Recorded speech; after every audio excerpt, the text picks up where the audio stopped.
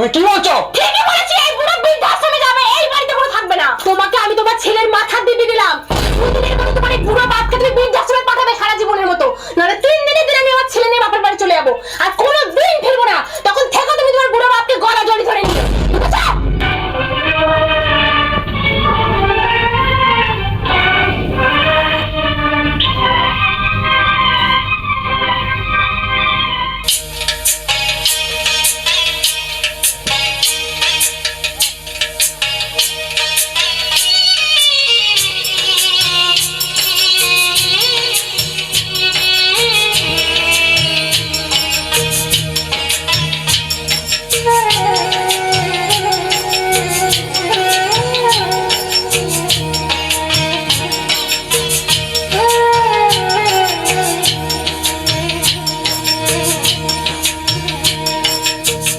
ছেলে আমার মস্ত মানুষ, মস্ত অফিসার, মস্ত ফ্ল্যাটে যায় না দেখা এপার ওপার।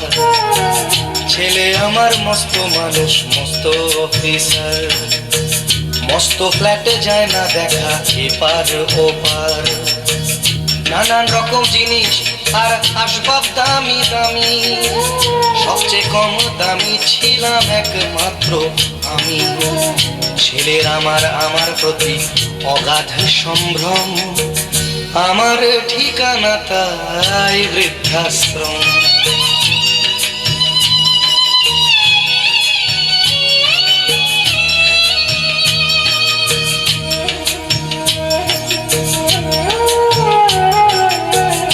আমার ব্যবহারের সেই আলমারি আর আয়না, ওসব নাকি বেশ পুরনো ফ্ল্যাটে রাখা যায় না।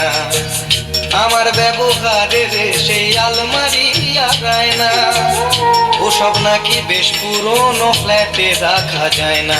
ওর বাবার ছবি ঘড়ি ছড়ি বিদে হলো তাড়াতাড়ি, ছেড়ে দিল কাকে খেলো পোষা বুড়ো ময়না।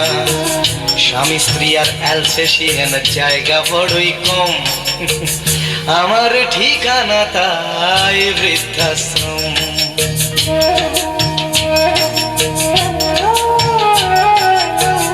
নিজে হাতে ভাত খেতে পারতো না খোকা, বলতাম আমি না থাকলে রে কি করবি বোকা।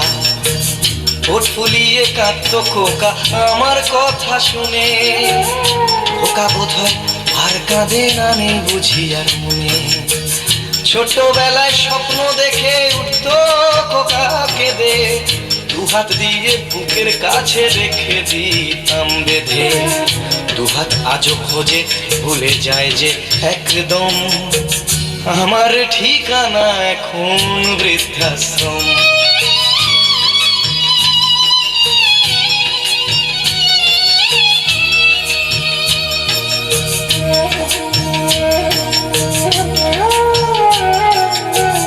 খোকারও হয়েছে ছেলে 2 বছর হলো, আর তো মাত্র বছর 25 ঠাকুর মুখ তোলো।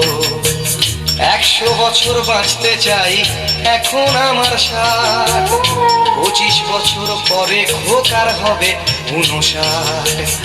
আশ্রমের এই ঘরটা ছোট, জায়গা অনেক বেশি, খোকা আমি দুজনেতে থাকবো পাশাপাশি।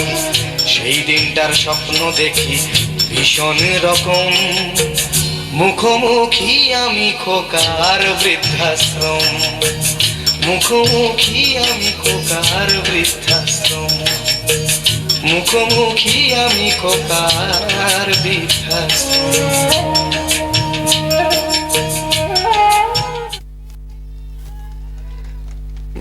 হ্যালো, আসলে বাস